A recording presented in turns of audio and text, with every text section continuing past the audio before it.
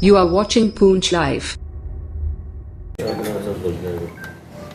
आप सबका बहुत बहुत शुक्रिया कि आप शॉर्ट नोटिस पे डेमोक्रेटिक प्रोग्रेसिव आज़ाद पार्टी की इस प्रेस कॉन्फ्रेंस में आपने शिरकत की। हमारी प्रेस कॉन्फ्रेंस का आज बड़ा एक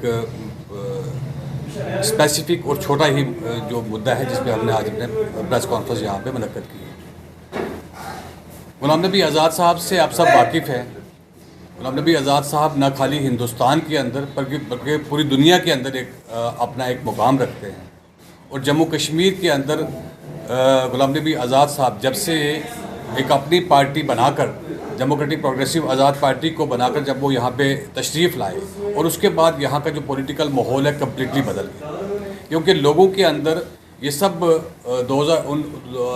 5 अगस्त 2019 के बाद जम्मू कश्मीर के माहौल हालात सब चीज़ें चेंज हो गई। तो इस दौरान के अंदर लोगों के अंदर एक विश्वास जो पॉलिटिकल जमातों के लिए था वो ख़त्म हो गया हुआ था।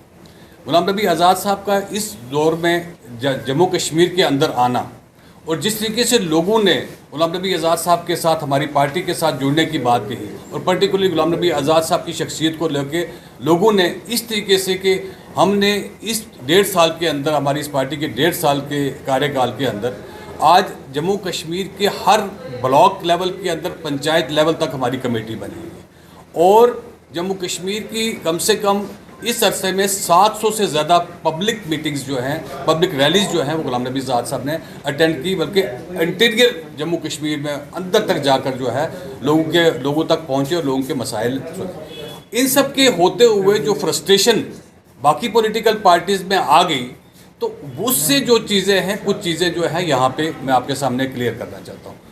उसका कुछ असर जो है हमारे पीर पंचाल में भी नज़र आया। पीर पंचाल के अंदर कुछ लोगों ने जब इन पॉलिटिकल पार्टीज़ की जो फ्रस्ट्रेशन थी, इस फ्रस्ट्रेशन को जब उन्होंने देखा कि गुलाम नबी आज़ाद की तो मकबूलियत तो ऑलरेडी थी, लेकिन गुलाम नबी आज़ाद जब जम्मू कश्मीर में एक पार्टी की हैसियत पार्टी को लेकर सामने आए तो वो मकबूलियत जो लोगों के ज़रिए सामने आने लगी, तो ये फ्रस्ट्रेशन जो थी वो उन्होंने यहाँ पे एक निकालने की कोशिश की और एक बेबुनियाद फॉल्स प्रोपोगंडा जो था आपने चंद लोगों ने आपके सामने लाए। कुछ लोगों ने अपने आकाओं अपने पॉलिटिकल बासिस को जो कि रीजनल लेवल पे कश्मीर में बैठे हुए हैं या कहीं और बैठे हुए हैं, उनके ज़रिए जो है पीर पंचाल के अंदर एक प्रोपेगेंडा उन्होंने शुरू किया कि गुलाम नबी आज़ाद साहब ने पहाड़ियों की मुखालफत की। हालांकि उस शख्स ने जिस बंदे ने भी ये बात सामने लाई, उन्होंने कभी किसी भी आज़ाद साहब की किसी स्टेटमेंट का, चाहे वो मीडिया के सामने हो, प्रिंट मीडिया के सामने हो, इलेक्ट्रॉनिक मीडिया के सामने हो या कहीं किसी स्पीच में या किसी पार्लियामेंट के अंदर या किसी असेंबली के अंदर आज़ाद साहब की कोई ऐसी बात को सामने नहीं लाया। क्यों? क्योंकि उसने गलत प्रोपोगंडा किया।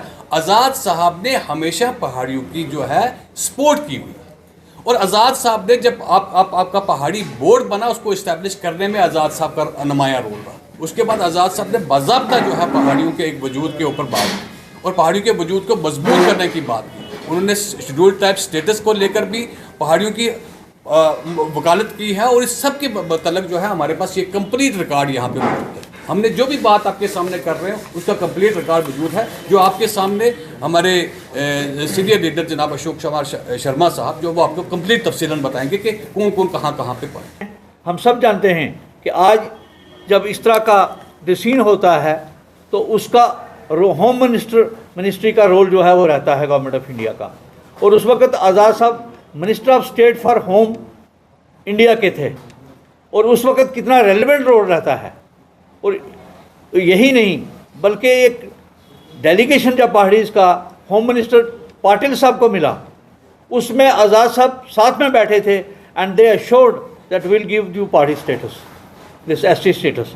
तो अब इन सभी बातों का हकीकत होने में भी के बावजूद भी एक डिसइंफॉर्मेशन कैंपेन चलाई जा रही है।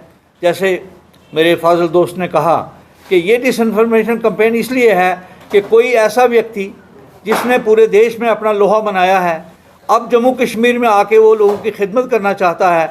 और इस वक्त हमारी सबसे बड़ी परेशानी है कि हमारी प्राइड, डिग्निटी और ऑनर ख़त्म हो चुका है। हमें ये जम्मू कश्मीर एक प्रिंसली स्टेट थी।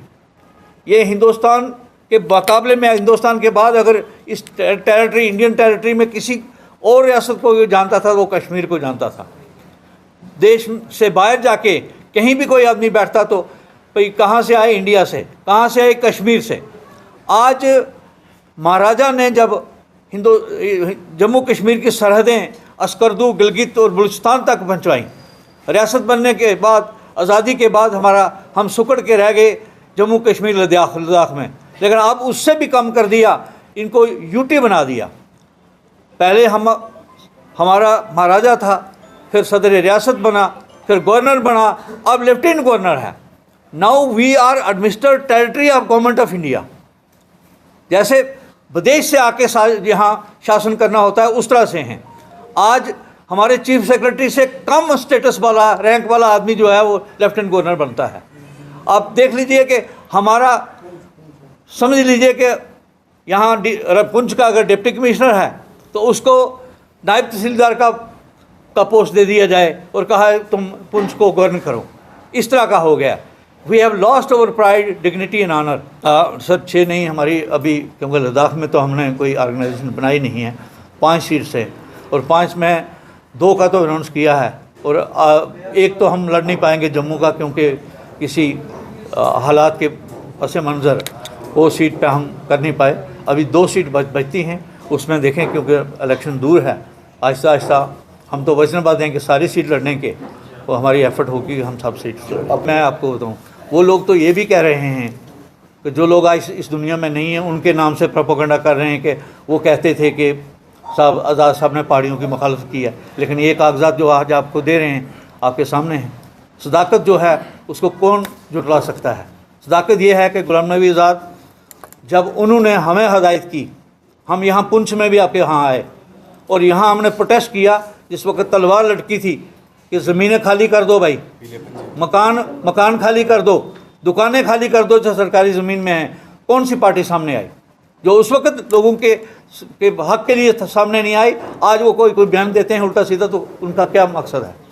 वो लोग जो पार्लियामेंट में बैठे थे, वहाँ बैठे थे जिन पार्टियों के लोग, और जब हमारे रियासत को तोड़ा गया वो लोग मुसल के बैठे थे। क्यों बैठे थे?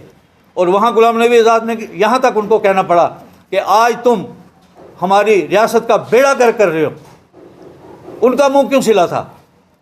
टीम बी टीम कौन हो सकता है? जिन्होंने सरकारें बनाई उनके साथ, वो उनकी टीम नहीं है। और जो हम डट के मुखालफत कर रहे हैं, हमें वो कहते हैं, ये सरासर गलत है।